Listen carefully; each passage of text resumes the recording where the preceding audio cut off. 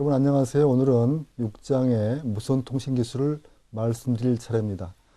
순서를 보겠습니다. 목차를 보면은 먼저 무선통신이 무엇인지 하는 얘기 하고요. 그 다음에 이제 무선통신에서 가장 중요한 게 여러분이 매일 사용하는 휴대전화, 이동통신이죠. 그래서 그 이동통신 얘기할 적에 우리가 세대 얘기를 많이 합니다. 제1세대, 2세대, 2.5세대, 3세대, 4세대 이렇게 얘기를 하죠. 그렇죠? 그래서 이런 것들이 무엇을 의미하는 건지 차례로 살펴보도록 하겠습니다. 그러면 먼저 칠판을 통해서 기본적인 얘기를 먼저 하도록 하겠습니다.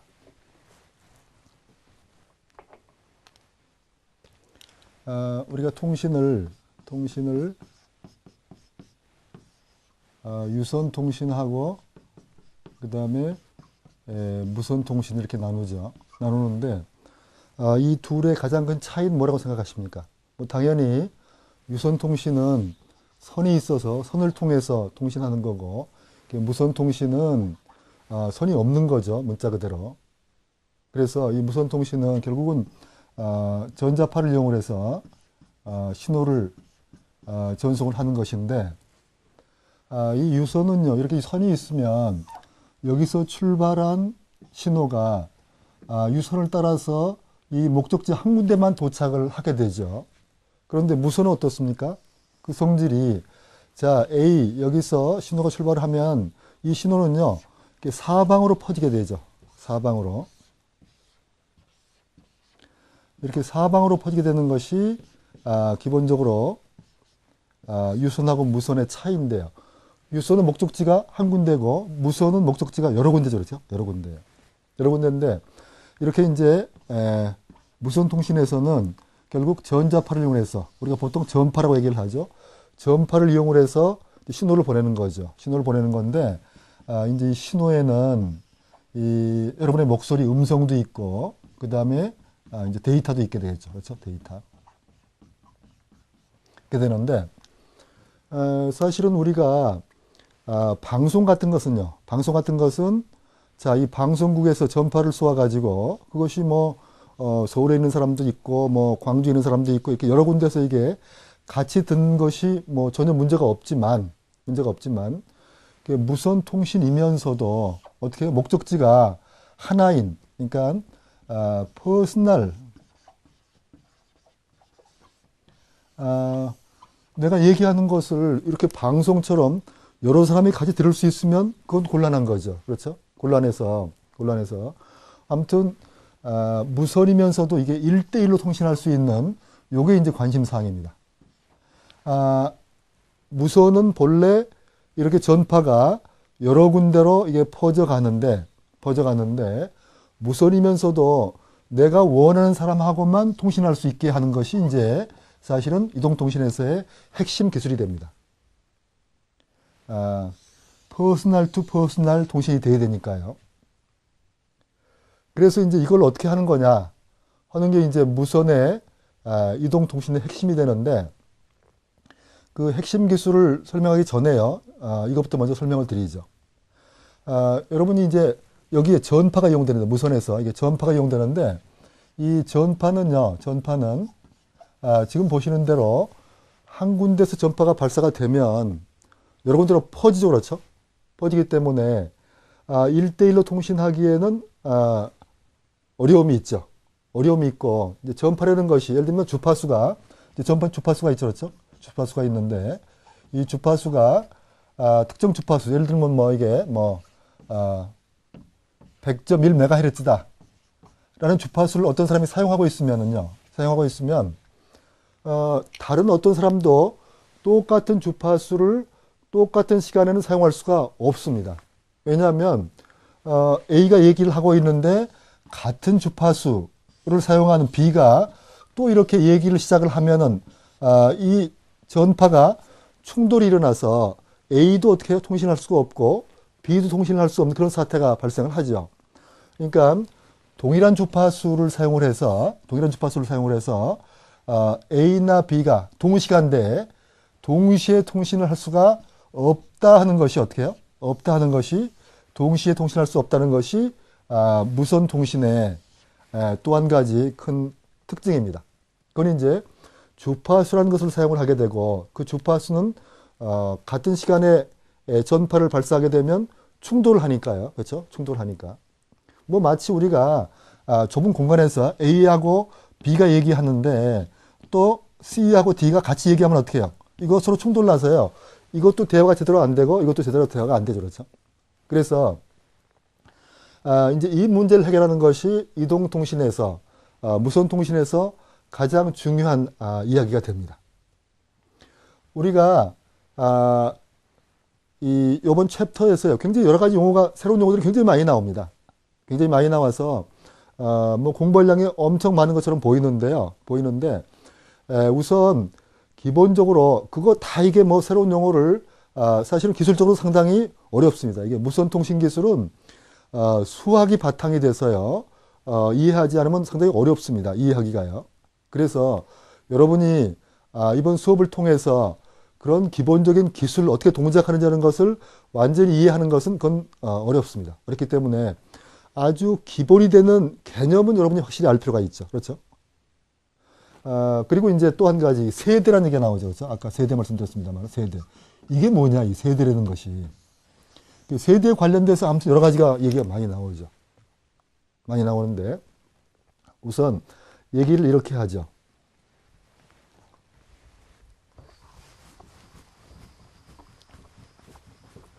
우선 이동통신을 이해하는 데 있어서 한 가지 중요한 개념이 있는데 그거는 셀이라고 부르는 개념입니다. 셀이요, 셀. 뭐 셀 여러분이 뭐 세포 이렇게 잘 알고 있죠, 그렇죠? 세포. 그런데 이동통신에서는 이 셀이라는 것이 전파가 미치는 범위를 의미를 합니다. 이게 셀이다 그러면은 여기서 전파가 이렇게 미친다는 얘기죠, 이렇게, 그죠? 이렇게. 사실은 오늘날과 같은 이동통신이 휴대전화가 가능하게 된 것은 이 셀이라는 개념을 처음으로 도입을 해서 이동통신에 적용한 그 이유가 됩니다. 상용으로는 1983년이 되나요? 이 이유가 됩니다. 이제 셀의 개념은 그 전에 이제 60년대에 나왔습니다만은 그러면 이 셀이 등장하기 전에 그 이전에는 무선통신이 없었느냐? 그건 아닙니다. 셀이 등장하기 전에, 셀이라는 개념이 등장하기 전에도 무선통신이 있었어요. 무선통신이 있었거든요. 있었는데, 그때는 어떻게 했느냐. 그때도 뭐, 셀이라는 용어는 안 썼습니다만은, 어차피 전파가 발신이 되면 전파가 미치는 범위가 있죠. 그렇죠? 전파가 미치는 범위가 있습니다. 이게 셀인데, 이 셀이요, 엄청나게 컸다라는 얘기입니다. 엄청나게 컸어요. 그러니까 예를 들면은, 서울 시내 전체가 하나의 셀이에요. 그래서 남산에서 무선 통신을 하기 위해서 전파를 발사를 하면은 서울 시내 전역이 어떻게 해요?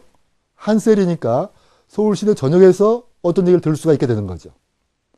전파라는 자원이 있는데 이 전파라는 자원이 어떤 사람이 사용하고 있으면 다른 사람은 방해를 받아 사용할 수 없다라고 말씀드렸죠. 그렇죠? 그래서 자, 서울 시내 전체에서, 여기 서울 시내 전체라고 그러면은, 여기서 누군가 얘기하고 있으면, 다른 사람은 사용하는데 지장을 받는다 그런 얘기예요.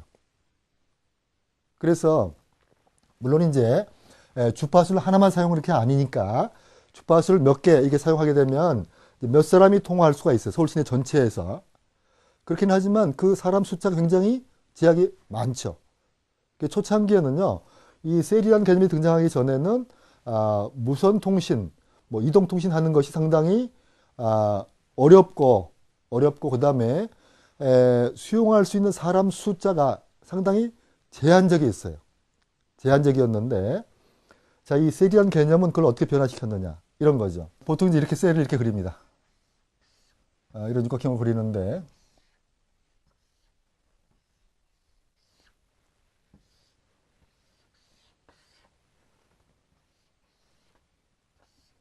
뭐 꼭 이렇게 육각형으로 뭐 꼭 그리라는 법은 없어요. 아무튼 그리는데. 자, 여기서 요 셀에서요. F1년 주파수를 사용을 합니다. 그러면 이 인접한 셀이요. 여기 지금 조금 더 그릴까요? 여기도 셀이 있고 여기도 셀이 있어요. 그러면 F1이라는 주파수는요, 인접한 셀에서는 사용하지 못합니다. 그래서 여기서는 F2란 주파수, 여기서는 F3란 주파수, 그 다음에 여기는 F4란 주파수, 여기는 F5란 주파수, 이런 걸 다른 주파수를 사용을 하죠. 다른 주파수를 사용하면은 서로 어떻게 해요? 방해하는 현상을 예방할 수가 있겠죠. 그렇죠? 그런데 이제 여기 와서는요, 여기 와선 F1을 다시 사용할 수가 있습니다. F1을요.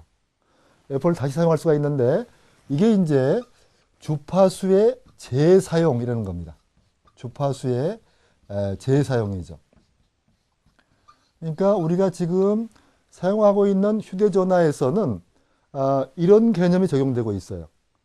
따라서 서울 시내를 여러 개의 셀로 나누면은요, 그러니까 주파수가 지금 5개 있다라고 하면은요, 여기서는요, 또 뭐 F3를 사용할 수가 있죠. 그렇죠? F3 여기 사용하고 있으니까 그렇죠? 그렇죠? 여기서는 또 어떻게 해요? 여기서는 또 뭐 F1을 사용할 수도 있고, 요 F1, F3 이게 인접한 셀 간에 다른 주파수만 사용하면 얼마든지 어떻게 해요? 얼마든지 더 많은 사용자가 동시에 통화할 수 있게 되죠. 요게 우리가 얘기하는 셀룰라라는 방식이 됩니다. 우리가 휴대전화를 핸드폰이라고 얘기하는데 이건 잘못된 영어 표현이죠. 그렇죠? 뭐라고 얘기합니까? 셀폰이라고 얘기하죠. 그렇죠? 모바일 폰하고 셀폰. 그 셀폰의 셀이 이거죠. 그렇죠? 그러니까 이런 개념을 사용한 전화다. 그런 의미로 우리가 셀룰라폰, 그냥 줄여가지고 셀폰이라고 얘기를 하죠. 그래서 여러분한테 우선 제일 중요한 큰 개념을 말씀드렸는데, 우리가 지금처럼 이동전화 가입자를 많이 수용해서 비용을 낮추고 여러 사람이 사용할 수 있게 한 기본 개념은 뭐다? 주파수 재사용. 어떻게 하는 거냐? 이렇게 셀을 나눠가지고 주파수를 재사용한다. 이런 개념 때문에 결국 한정된 주파수를 효과적으로 재사용함으로써 많은 사람을 수용할 수 있게 된 거죠. 이게 셀이 크면 클수록 어떻게 해요? 주파수 재사용이 어려워지죠. 반대로 셀을 자꾸 작게 만들면 더 많이 주파수를 재사용할 수가 있습니다. 뭐 주파수의 그 재사용을 높이기 위해서 이게 셀을 이게 작게 만드는 그런 그 기술들이 있는데, 예를 들면 뭐 마이크로셀, 뭐 나노셀 이렇게 가지고 굉장히 셀을 나누는 그런 경우도 있습니다. 일단 기본적으로 우리가 이동통신에 사용하는 기본 개념인 셀룰라, 셀, 주파수 재사용 이런 개념을 설명을 드렸습니다. 자, 이게 사람들은요, 이 세대, 1세대 30년 얘기해서 그렇죠. 이게 이제 단순히 세대는 사람들의 경우에 30년 1세대 뭐 이렇게 얘기를 합니다만은, 휴대전화에서의 세대는 그런 무슨 의미가 있느냐? 마찬가지로 뭐 결국은 세월이 흘러갔다라는 건데, 단순히 시간의 흐름이 아니라 기술의 변화를 의미를 하죠. 그렇죠? 기술의 변화. 그러니까 이동전화, 휴대전화에서는 기술의 변화를 세대로 표현하는 거죠. 그렇죠? 세대로. 그래서 1세대, 뭐 2세대, 뭐 2.5세대, 뭐 3세대, 4세대 이렇게 가면은요, 여기 이렇게 건너갈 때마다 어떻게 해요? 새로운 기술이 등장을 한다라는 얘기입니다. 새로운 기술이 등장하는데, 여러분 뒤에 가서 이제 얘기가 나오겠습니다만, 결국은 이렇게 기술이 발전하면서 뭐가 달라지는 거냐? 그러니까 초창기에는 일단 휴대전화, 이동전화라는 것이 사람의 음성을 전달하는 것이 첫 번째 목적이죠. 그렇죠? 음성을. 그래서 이제 세대가 낮은 쪽은 주로 어떻게 해요? 음성 위주로 통신이 이루어지죠. 음성 위주로. 그러다가 점차 어떻게 해요? 이제 데이터 쪽으로, 데이터의 전송 수요가 늘어나면서 데이터 쪽으로 이게 옮겨가죠. 그렇죠? 옮겨가요. 그러니까 예를 들면 처음에 1세대는 어떻게 해요? 이건 음성밖에 전달을 할 수가 없었고, 그 다음에 이게 되면 어떻게 해요? 2세대 되면서, 그러니까 뭐 문자를 보낼 수 있게 되죠. 그렇죠? 단순히 문자, 문자. 그 다음에 데이터도 이제 단순 문자에서, 그러니까 데이터를 보면은 단순 문자에서 어떻게 합니까? 멀티미디어로 가죠. 그렇죠? 그러니까, 그림, 그죠?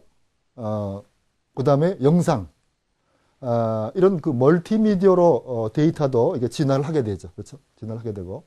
당연히 이제 여기 오면은,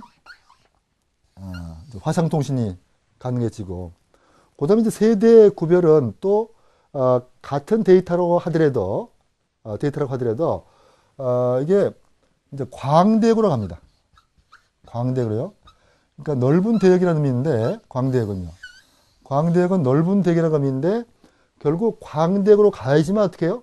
문자만 보내다가 멀티미디어, 음성만 듣다가 얼굴을 보는 통신, 이런 것들이 가능해지게 되는 거죠. 그렇죠? 그러니까 세대가 가면서 달라지는 것은 음성 위주에서 데이터 위주로, 데이터도 단순한 데이터 문자에서 멀티미디어로 이렇게 발전해 가고, 광대역이라는 이야기는 결국은 속도가 빨라진다는 얘기예요. 그죠? 그러니까 그러면 3세대하고 4세대는 뭐가 차이가 있느냐? 3세대에 비해서 4세대가 어떻게 해요? 데이터를 보내는데 업로드 속도, 다운로드 속도가 굉장히 빨라진다 그런 얘기죠. 최근에 와서 국내 시장에서도 4세대 이동통신을 시작하기 위해서요. 광고전이 이미 시작이 됐죠. 그렇죠? 거기 보면 결국 뭡니까? 굉장히 데이터 전송 속도가 빨라졌다. 영화 한 편을 다운받는데 옛날보다 5배, 5분의 1밖에 시간이 안 걸린다. 이렇게 광고하는 거 여러분 보시죠. 그렇죠? 그러니까 결국은 통신기술은 일반적으로 이렇게 음성에서 데이터로, 데이터도 단순 데이터에서 멀티미디어로, 거기다가 또 멀티미디어라고 하더라도 더 빠른 속도, 이렇게 가는 것이 결국은 이게 세대 간의 구분이에요. 이거 여러분이 일일이 여러 가지 용어가 나오는데 그거 다 외우고 기술 하나하나를 이해하고 그럴 필요는 없습니다. 그냥 이렇게 기본적인 경향을 일단 알고 계시면 되고요. 아까 처음 말씀드린 셀루라는 개념은 여러분이 아시면 좋겠고요. 자, 그러면 여러분이 이동통신을 이해하기 위한 또 한 가지 기술, 기본 기술을 설명을 드리고, 그리고 이제 같이 교재 내용을 보도록 하겠습니다.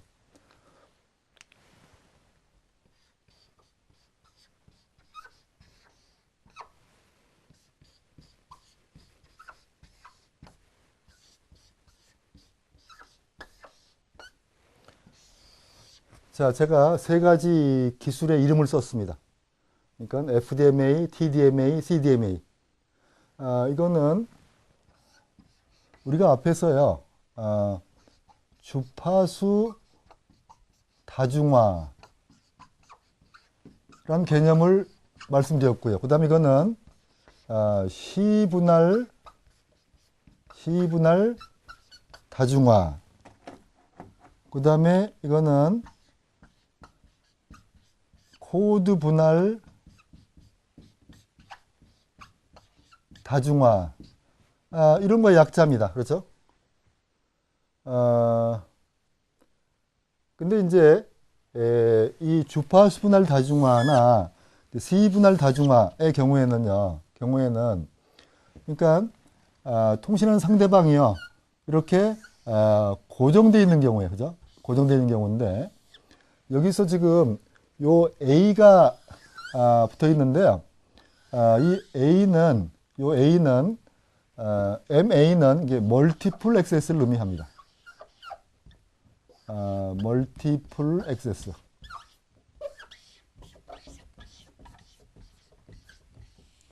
이 멀티플 액세스는 어떤 개념이냐고 하면은 이렇게 1대1로 통신하는 것이 아니라 다중화를 이용해서 통신하긴 하는데, 이게 A가 B하고 통신할 수 있고, C하고 통신할 수 있고, D하고 통신할 수 있게, 내가 원하는, 때에 따라서 내가 원하는 상대방을 마음대로 선택해서 연결해 준다 라는, 이게 스위칭의 개념을 포함한 이 얘기입니다. 스위칭의 기술이요.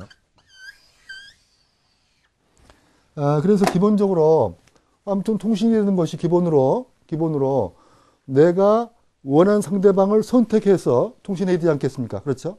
그런데 이제 아까 말씀드린 대로 결국 전파라는 것은 같은 주파수를 사용하면 충돌이 난다라고 말씀드렸는데 충돌이 나지 않게 하는 방법이 몇 가지가 있는데 그 중에 하나가 주파수를 서로 다른 걸 사용을 함으로써 충돌이 나지 않게 하는 방법이 frequency division multiple access.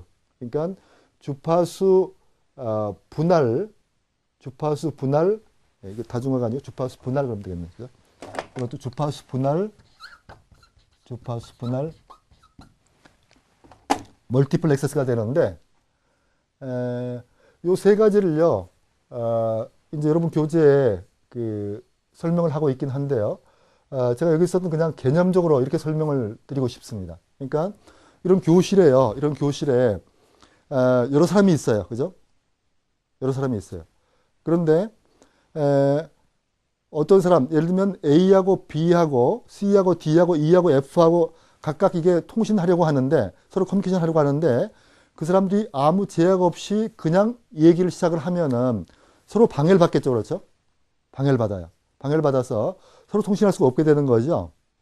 그래서 어떻게 하느냐. 이 FDMA에서는요. 이렇게 하는 겁니다. 그러니까 서로 이게 얘기하고 싶은 두 사람을요. 위에서 따로 방을 하나 조그맣게 만들어줘요. 너희 두 사람은 요 방에 들어가서 얘기를 하세요. 다음 두 사람은 요 방에 가세요. 요 방에 가서 이렇게 방을 나누는, 그러니까 공간을 나누는 그런 개념입니다. 그러면 작은 방에 두 사람이 들어가서 얘기를 하고 뭐 끝나면 또 나오면 되죠. 그렇죠? 그리고 그 방은 또 딴 사람이 이용할 수가 있겠죠. 그렇죠? 이런 개념이 FDMA예요. FDMA이고 TDMA는 이게 방을 나누지는 않습니다. 방을 나누지는 않는데 어떻게 하느냐? 시간을 나눕니다. 시간을. 그래서 요번 10초 동안은 A, B 두 사람 당신 내가 얘기하시오. 그다음에 그 10초가 지나고 나면은 그다음에는 C, D 두 사람이 얘기하시오. 그다음에 E, F가 얘기하시오. 이런 식으로 시간을 나눠주는 겁니다. 근데 지금처럼 이제 이게 5초, 10초 이렇게 나누는 게 아니라 굉장히 짧은 시간으로 이렇게 나누는 거거든요. 짧은 시간으로 나누면은 어떻게 해요? 어떤 사람들이 이야기하는데 끊김없이 얘기할 수가 있게 됩니다. 아무튼 이 개념은 시간을 나눠서 두 사람이 서로 얘기할 수 있게 해주는 그런 개념입니다. 그 다음에 이제 코드 분할 다중화. 사실은 요게 우리나라에서 지금까지 이제 2세대, 3세대에서 이제 쓰고 있는 그런 기술인데 이거는요, 이렇게 비유해 설명할 수가 있습니다. 그러니까 A, B는 우리말로 얘기하고, 그 다음에 C, D는 영어로 얘기하고, E, F는 독일어로 얘기하고, 이렇게 언어 자체를 다른 걸 사용하는 거예요. 그렇게 함으로써 서로 간에 방해를 받지 않고 통신할 수 있도록 하는 그런 개념입니다. 개념적인 이해를 여러분이 좀 하셨으면 좋겠습니다. 기술적으로는 상당히 이거 이해하려고 하면 상당히 어렵거든요. 자, 그러면 사실은 이제 지금 제가 설명을 드린 내용을 다 이해하면은요, 6장은 거의 공부가 됐다라고 볼 수가 있는데요. 나머지 여러 가지 용어들이 나오니까요. 이제 그런 용어들 얘기를 조금 더 하도록 하겠습니다. 자, 이동통신은 기본적으로 전파라는 매체를 이용을 해서 이동하면서 통신을 하는 서비스죠. 그렇죠? 이제 이거 하려고 그러면은 종전의 유선하고는 다른 게 유선은 항상 단말기가 고정된 장소에 있기 때문에 그 장소로 연결시켜주면 되지만 이 이동통신은 자, 전화를 받을 사람이 이동하고 있기 때문에 그 사람의 장소를 파악할 수 있어야 되죠. 그렇죠? 그러니까 착신자의 현재 위치를 나는 모르더라도 이제 망에서 파악을 하고 있다가 내가 원하면 연결을 시켜줘야 되죠. 여기 보이는 그림은 이동통신 여러 가지 얘기를 보여주고 있는데요. DMB도 있고, 그 다음에 위성통신도 있고, 여러 가지 있죠. 그렇죠? 참고로 보시면 되겠습니다.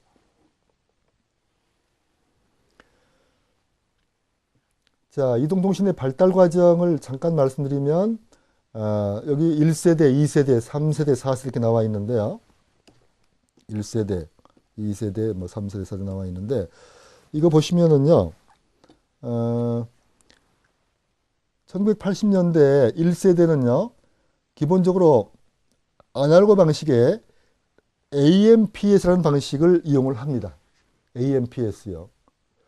이 방식은 아날로그 방식이고요.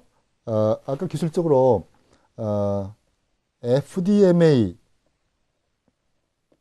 주로 의존을 하는데요. 이 방식은 동시에 접속할 수 있는 사람 숫자가 제한적입니다. 그렇죠? 제한적이에요. 그래서요, 이제 IS-95 이건 미국 얘기입니다. 그렇죠? 미국 얘기고 미국에서 만든 표준이고 그 다음에 GSM이라고 부르는 것은 이거는 유럽의 표준입니다. 이 두 가지가 이제 기둥이죠. 그렇죠? 이 두 가지가 기둥이에요. 기둥이어서 2세대 통신이 등장을 하는데 이거는 큰 차이가 디지털 방식이라는 얘기입니다. 그렇죠? 디지털 방식이요. 그러니까 제가 아까 칠판에서 설명드린 것 중에서 첫 번째 FDMA 요거는 아날로그 방식이고요. 이제 그 다음에 TDMA나 CDMA는 디지털 방식입니다. 그런데 자, 초창기 2세대 보면은요. 뭐가 없어요? 데이터 통신 기능이 없었어요. 그죠? 데이터 통신 기능이. 그래서 이제 데이터 통신 기능이 필요해서 그래서 어떻게 해요? 이제 3세대로 넘어갑니다. 그렇죠? 3세대로. 3세대로 넘어가서요. 기본적으로 이제 데이터 통신도 가능해지고 그 다음에 또 한 가지 중요한 그 차이가 뭡니까? 자동 해외 로밍이 되죠. 그렇죠? 자동으로 해외 로밍이 되죠. 이제 그런 게 2세대하고 3세대의 큰 차이일 거예요. 그죠? 그런데 이것만 가지고 만족하지 못하고, 그죠? 더 큰 대역폭으로 방송 수신 등의 서비스가 필요해. 그러니까 이런 얘기죠. 이 방송 수신한다는 얘기는 우리가 지금 TV를 보는데, 그죠? TV를 보는데 내 휴대전화를 통해서 TV를 보겠다. 아까 이제 DMB 얘기가 나와 있는데 그 DMB하고는 전혀 다른 방식입니다. 그러니까 우리가 영상 통화하는 것처럼 그런 방식으로 내가 TV를 볼 수 있다라는 얘기가 되는데요. 아무튼 중요한 것은 이렇게 하려고 하면 어떻게 해요? 대역폭이 넓어져야 돼요. 통신에서 대역폭이 넓다라는 의미는 어떻게 해요? 속도가 빠르다라는 의미죠. 그렇죠? 속도가 빠르다. 그래서 이제 뭐가 나옵니까? 제4세대가 나와서 제4세대에도 이제 크게 두 가지 방식. 그러니까 결국 이제 미국 주도의 방식 하나 하고 그다음에 유럽 주도의 방식. 여기도 마찬가지인데, 그죠? 여기도 마찬가지, 여기도 마찬가지인데. 근데 이 뒤에 가서 얘기가 나오겠습니다만은 국내에서 개발한 기술이 중심이 된 와이브로라는 기술하고 그다음에 유럽의 결국 GSM에서 출발한 LT라는 기술이 있죠. 그렇죠? LT. 롱텀 에볼루션인데 이게 제 4세대 기술로 우리가 이제 서비스를 최근에 시작을 하고 있죠.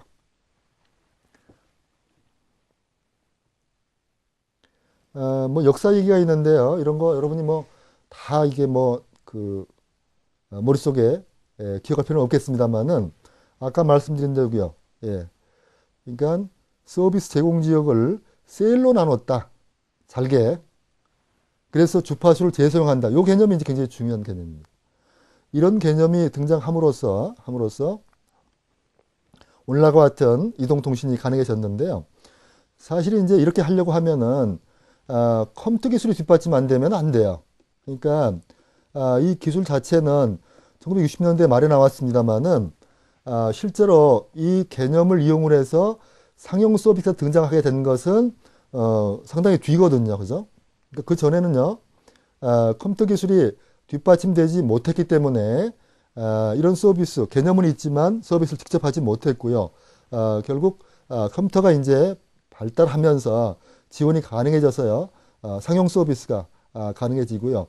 이거를 AMPS, 그러니까 Advanced Mobile Phone Service라고 부르는 1세대 통신이 벨 연구소의 개발에 의해서 이루어진다는 얘기입니다.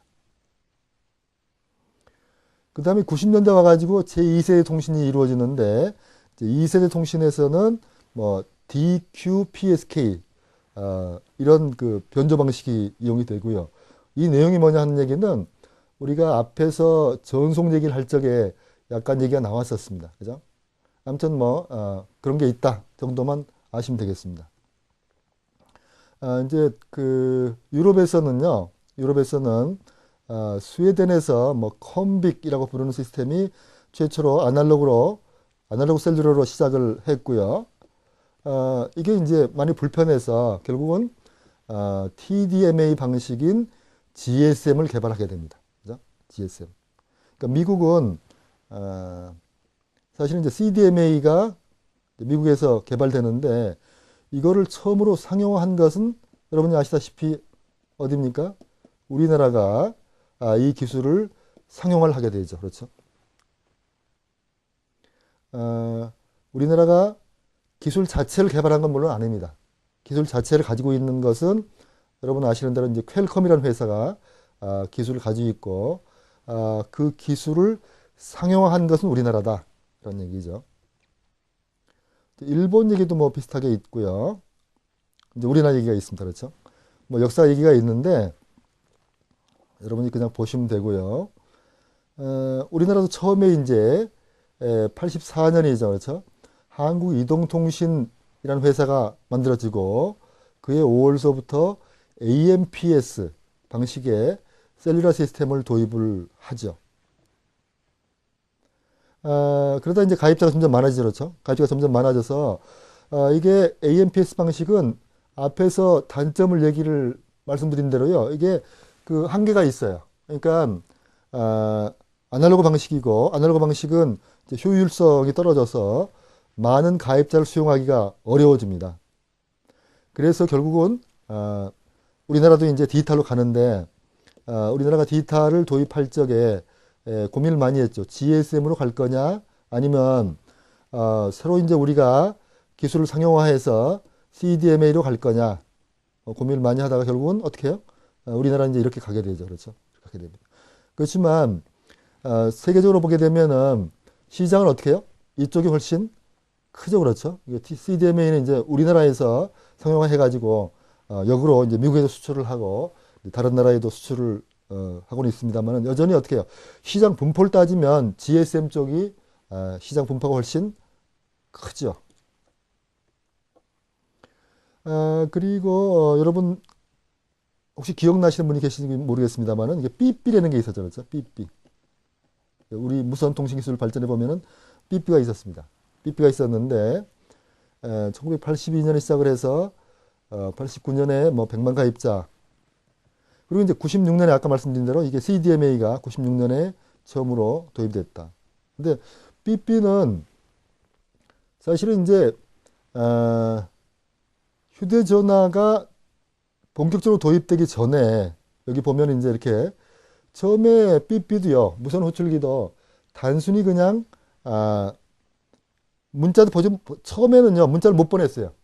무선 호출기가 그냥 신호음만 울렸죠. 그러면 이제 내가 전화를 거는 그런 형태였는데 나중에 여기 보면 이제 이렇게 이게 간단한 문자를 보낼 수 있게 달라지죠. 그렇죠? 아무튼 우리나라는 CDMA이고 96년 4월 달에 서울 전 지역을 서비스로 개시를 했다라는 얘기죠. 우리나라는 국가 정책으로 CDMA를 채택을 했고요. 이제 그 덕분에 우리나라에 빠르게 이동 전화가 빠르게 보급되기 시작하죠. 그렇죠? 뭐 통신사가 뭐 여러 가지 있어가지고요. 그죠? 당연히 처음에 아날로그였다가 디지털로 바뀌고요. 그 다음에 차량 적자형이라는 이야기는 처음에는 이제 단말기 자체가 무겁고 사람이 휴대하기가 상당히 어려웠죠. 그렇죠? 그렇지만 이제 그쪽도 여러 가지 기술이 발전을 해서 이게 소형화됐죠. 옛날에는 보통 이제 휴대전화 그러면은 뭐 벽돌짝이다 뭐 그랬는데 이렇게 컸죠. 그렇죠? 그래서 그거 이게 가방에 넣고 다녔어요. 사람들이. 가방에. 그러다가 지금처럼 이제 주머니에 넣게 개인용으로 변화를 하죠. 그래서 그리고요, 이제 아까 셀 말씀드렸는데, 셀은요, 반경이 이렇게 큰 셀에서 반경이 1km 이내인 마이크로셀로 변화하고, 그 다음에 뭐, 마이크로셀 다음에 나노셀 이런 게 있는데, 나노셀은 이동전화에서는 이용하지 않습니다만은. 아무튼, 완전히 이제 1대1로 퍼스널 커뮤니케이션 하는 형태로 발달을 한다라는 얘기입니다. 이동통신 기술을 보면은 1세대는 이제 미국 아날로그식이 있고 유럽 아날로그식이 있어요. 미국 아날로그식도 2세대 가면서 이게 TDMA가 있고요. 그 다음에 이제 CDMA가 있죠. 그죠? 그래서 우리나라는 이거 사용하다가 이렇게 가서 그 다음에 이렇게 가고 이거나 이거 사용하게 되죠. 그렇죠? 이렇게 사용하게 되고 이제 지금 국내에는 4세대 쪽에 두 가지가 경쟁하고 있죠. 경쟁하고 있는데 하나는 이제 우리가 중심이 돼서 개발한 와이브로라는 기술하고요. 그 다음에 LT라는 기술이 있죠. 이 LT라는 기술은 결국 GSM을 기반으로 한 기술입니다. 이렇게 쭉 유럽의 통신 기술이 이렇게 쭉 가고 있죠. 그렇죠? 가고 있습니다. 이건 이제 주로 미국식이고요. 미국식이고. 그 다음에 중국이 독자 방식을 갖고 있어요. 그죠? 중국이. TD, SCDMA. 중국은 이제 워낙 인구가 많아가지고, 많은 가입자가 있기 때문에, 자기네 독자 기술을 가지고도, 시장이 가능하죠. 그렇죠? 그리고, 여기에 이제 모바일 YMAX. 아까 말씀드린 이제 Y브로죠. 그렇죠? Y브로. 요게 모바일 YMAX가 되고, YMAX 에볼루션. 이것도 이제 발전하고 있죠. 그렇죠? 그래서 이제 4세대 이동통신 기술로서는 지금 현재 국내 경우 보면은 LTE하고 그 다음에 Y브로하고의 경쟁이다라고 볼 수가 있겠습니다. LTE는 유럽에서 출발한 거고 그 다음에 Y브로는 이제 국내에서 만든 기술입니다만은 현재 세계적인 시장 상황을 보면은 LTE 쪽이 좀 이 시장에서요 더 많이 채택되고 있는 것을 볼 수가 있습니다. 아직은 뭐 완전히 누가 승자다라고 얘기하기는 어렵습니다만은 현재 시점에서 보면은 아직은 LTE 쪽이 더 시장을 많이 차지하게 될 것 같은 생각이 전망이 들죠. 자, 1세대 무선 통신서부터 이제 역사 얘기를 하는데요. 반복됩니다만은 뭐 AMPS고 그 다음에 여러분 기억이 나시는지 모르겠지만 아무튼 이런 단말기 예전에 있었습니다. 이거는 수용량의 한계, 가입자를 많이 수용할 수가 없어서요.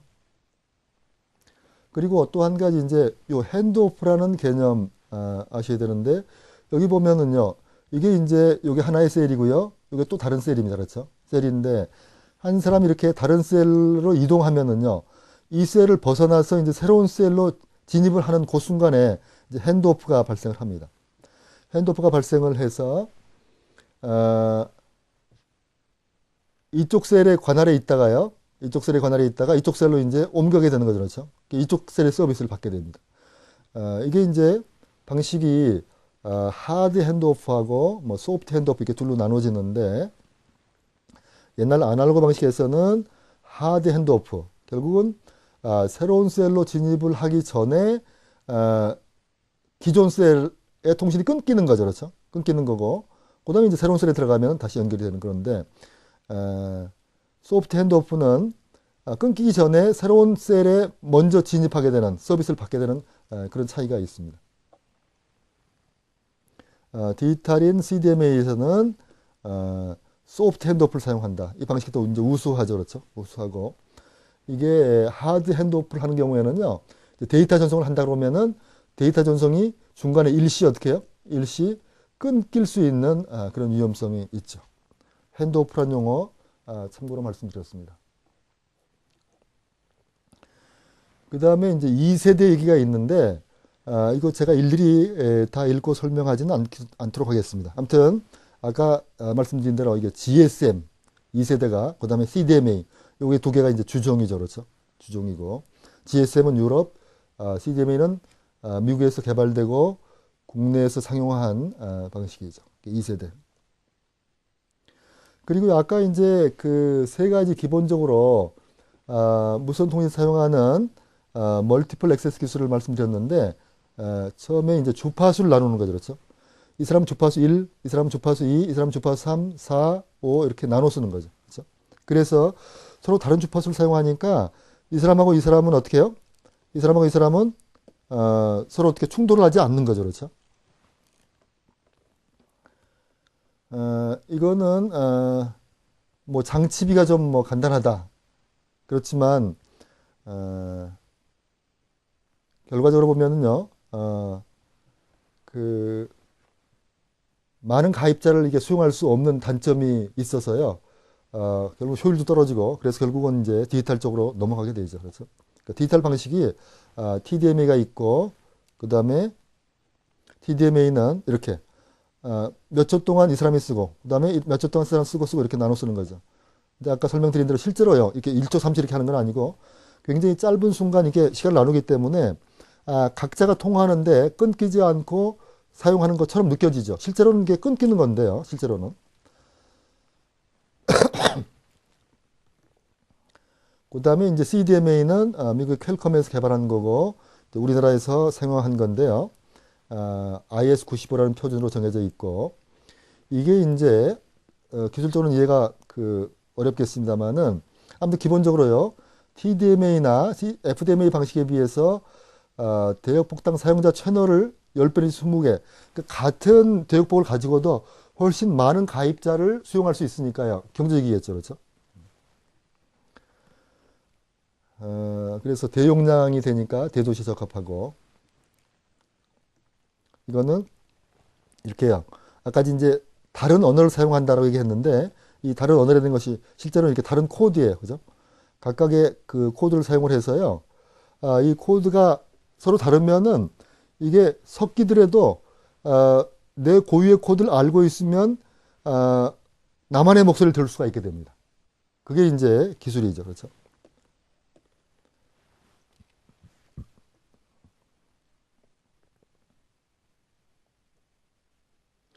근데 그다음에 이제 2.5세대가 있는데요. GSM을 개량한 것이 GPRS라는 것이 있고요. 이거는 이제 사실은 데이터 통신을 하기 위해서 개발을 해서 이제 제너럴 패켓 레디오가 되는 거죠. 이건 이제 유럽 방식이고요. 그다음에 또 속도를 높인 게 이제 384kbps의 인핸스드 GSM이 있고요. GPRS보다 더 빨라졌죠, 그렇죠? 그래서 멀티미디어가 가능해졌다라는 얘기죠. 그다음에 이제 CDMA 기본으로 해서 CDMA 1이라는 게 있죠, 그렇죠? 그래서 이거 보면은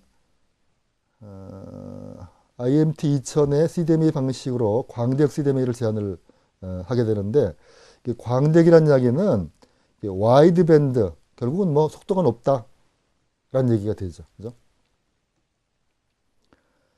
그리고 이제 CDMA 2000 이런 방식이 있는데요. 뭐 이게 뭐 그냥 지나가고요. 그러니까 기본으로 IS95인데요. 95가 A가 있고 B가 있고 C가 있는데 이거는 이제 IS95C망을 이용을 하는 거죠. 그렇죠? 결국은 속도가 높아지는 거예요. 그죠? 속도가. 그래서 멀티미디어가 가능해졌다는 얘기죠. 아까 말씀드린 대로요. 세대가 진행되면서 어떻게 해요? 속도가 높아지고 단순 문자에서 멀티미디어가 가능해지고 그런 게 이제 발전해 나가는 방향이죠. 그러니까 이 세대는 음성 서비스에 초점이 맞춰져 있고 데이터 통신에는 아직 한계가 좀 있다. 그래서 이제 3세대가 등장을 하게 되고 3세대에서는 IT 국제통신연합이죠. 여기서 필림스라고 부르는 프로젝트를 수행을 해서 거기서 IMT 2000이라는 이름으로 스탠다드를 만들게 되죠. 일단 대역폭이 이렇게 넓어지고 이동하지 않고 고정인 경우는 2메가까지. 당연히 멀티미디어 서비스가 제공해지고요. 아무튼 기술은 자꾸 멀티미디어가 가능한 쪽으로 진화하죠. 그리고 1999년 당시에 IT가 선택한 5가지 통신 기술은 이런 것들이 있습니다.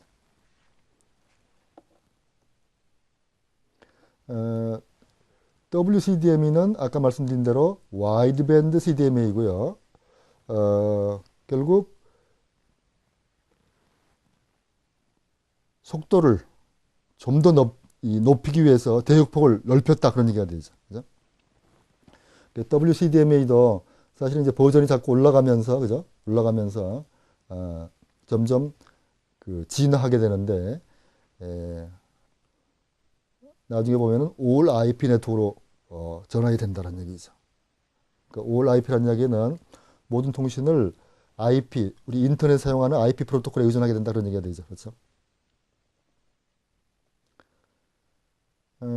몇 가지 얘기가 더 있는데, 뭐, 이 정도로 지나가겠습니다. 그죠? 여러분 책을 통해서 나머지를 좀 공부를 하시면 되고요. 그 다음에 동식 CDMA 2000에 대해서도 진화하는 과정을 보여주고 있습니다.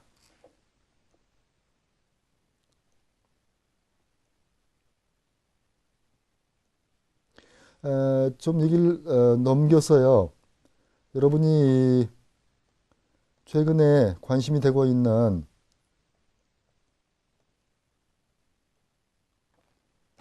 몇 가지 얘기만 더 하겠습니다.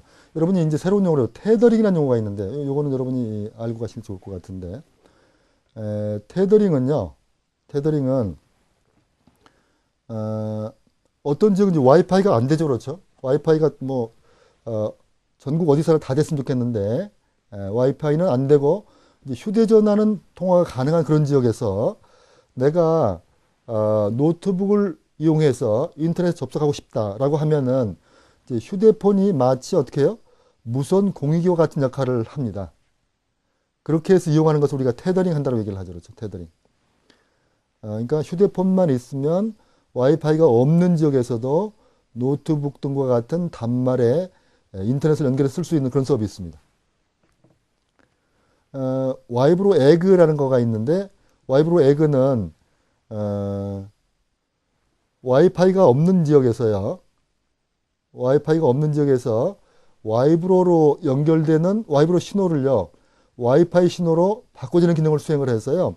마치 이용자가 와이파이가 있는 것처럼 사용할 수가 있게 해주는 그런 단말기를 와이브로 에그 단말기라고 부릅니다.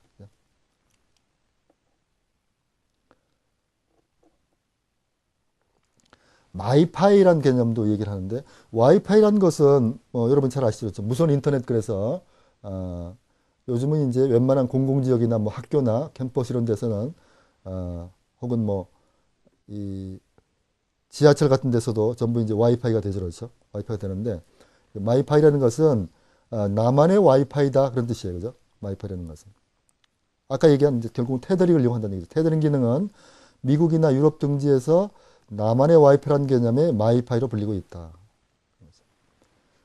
그러니까 여기 뭐 와이파이가 없어요, 그죠? 그러면 내 휴대전화를 가지고 마치 와이파이가 있는 것처럼 연결해서 사용할 수 있게 되는 이제 그런 거를 마이파이라고 부른다.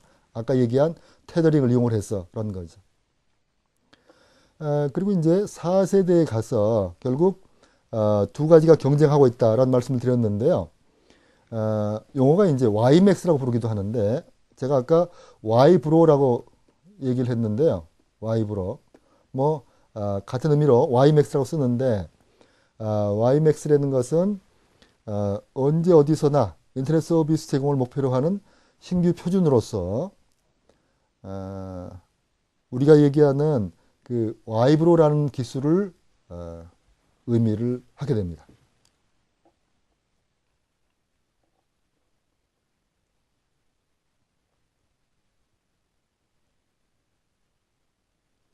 뭐 휴대 인터넷이라는 것은 뭐 당연히 달리는 차, 기차 같은 데서 인터넷 접속을 할 수 있도록 만드는 거죠, 그렇죠? 그게 휴대 인터넷이고, 예, 이제 와이브로 하고 LT 얘기를 좀 하고 강의를 마치도록 하겠습니다. 그러니까 아까 YMAX 얘기를 했는데 결국은 뭐 와이브로를 의미를 하는 거고요. 와이브로하고 LT가 결국은 4세대 이동통신의 대표적인 주자가 될 것으로 예측이 되죠. 4세대는 결국은 문자, 음성, 동화상 등 멀티미디어 데이터 서비스를 할 수 있는 3세대 기술에다가 이런 것들이 강화된 통신 방식이 4세대다라고 말씀드릴 수가 있겠습니다.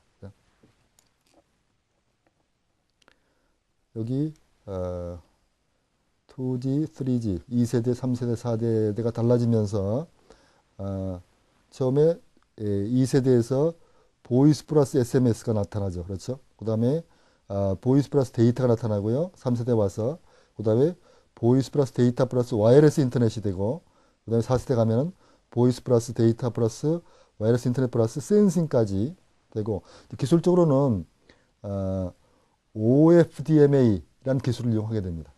이 기술은 상당히 어려운 기술이어서요. 제가 설명을 따로 드리지는 못하겠습니다만은 참고로 보시면 되겠습니다.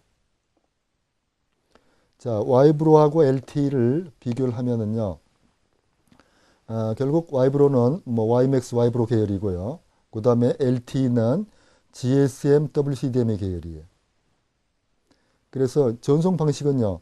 OFDMA라는 방식을 같이 이용을 하고요. 그 다음에 이제 참여하는 회사들이 삼성전자, 모토로라, 인텔 이런 하고 미국 통신 그룹들이 에릭슨, 노기아, 유럽계 이쪽은 어차피 유럽계고 이쪽은 뭐 미국이나 한국 그렇습니다. 이거는 IP 패켓 방식을 기반으로 하고 있어서 모바일 인터넷 서비스에 적합을 하고요. 이거는 본래 이제 음성에 출발을 해서 데이터도 물론 합니다만은 글로벌 이동통신 서비스 및 장치업체가 대부분 LTE를 지지를 하고 있어서요. 앞에서 말씀드린 대로 현재 상황으로 봐서는 LTE가 조금 우세한 걸로 보입니다. 이게 이제 우세한 이유는 기존 3D망, 그러니까 GSM에서 출발한 WCDMA 요 망하고 연동으로 투자비 및 운영 비용이 좀 절감이 된다라는 얘기입니다. 그러니까 신규로 이게 망을 깐다고 하면은요, 이쪽이 값이 저렴합니다. 신규로요. 그렇습니다만은 기존의 망을 이용한다고 하면은 이쪽이 유리할 수가 있어서요. 장단점이 있죠. 그러니까 기존에 이런 망들이 잘 구축이 되어 있는 데는 이제 플러스 알파 해가지고 LTE망을 쓰는 것이 유리할 수도 있고요. 그렇지 않고 이제 신규로 새로 투자할 경우에는 이 와이브로망이 더 유리할 수가 있습니다. 그래서 서비스 현황이 나와 있고요. 채널 대역폭이 이건 10메가고 뭐 여러 가지 나와 있죠. 그렇죠. 그다음에 최대 전송률, 다운로드, 업로드 속도가 나와 있습니다. 그렇죠. 이런 속도는 최대 이동 속도 나와 있고요. 이런 속도는 기술 개발이 계속 이루어지면서요. 앞으로 이게 고정된 게 아니라 더 이제 상향될 가능성도 항상 존재하죠. 그래서 와이브로하고 LTE를 설명을 쭉 하고 있으니까요. 그리고 와이브로의 뭐 장점, 그러니까 이 와이브로 에볼루션이라고 이제 와이브로 초창기 버전에서 다시 한번 진화한 거죠. 그래서 와이브로 에볼루션의 장단점이 있고요. 그 다음에 와이브로하고 다른 통신하고의 비교가 있습니다. 웨이브 1, 이제 와이브로가 웨이브 2로 가게 되는데요. 종전의 HSDPA, 그 다음에 EXDVDO 이런 것들과 비교를 하고 있는데요. LTE는 롱텀 에볼루션의 약자고요. 3세대 이동통신을 장기적으로 진화시킨 기술이라는 의미를 갖고 있습니다. 그래서 채널 대역폭은 1.25에서 20MHz고 20MHz 대역폭을 기준으로 하면서 하향 링크는 100MHz, 그 다음에 상향 링크는 50MHz를 기준으로 합니다. OFDM이나 미모란 기술을 이용하는데요. 이 기술에 대한 설명은 생략하도록 하겠습니다.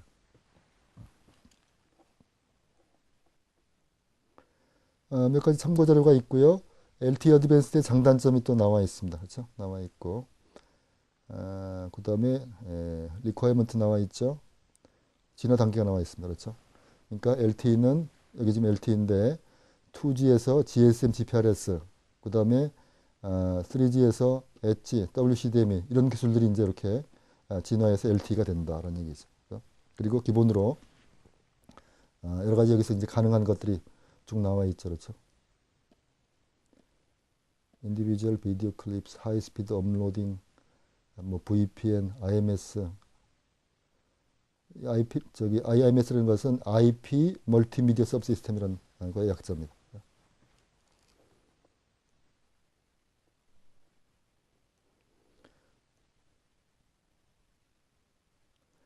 자, 몇 가지 팁이 있습니다만은 여러분이 참고로 보시고요.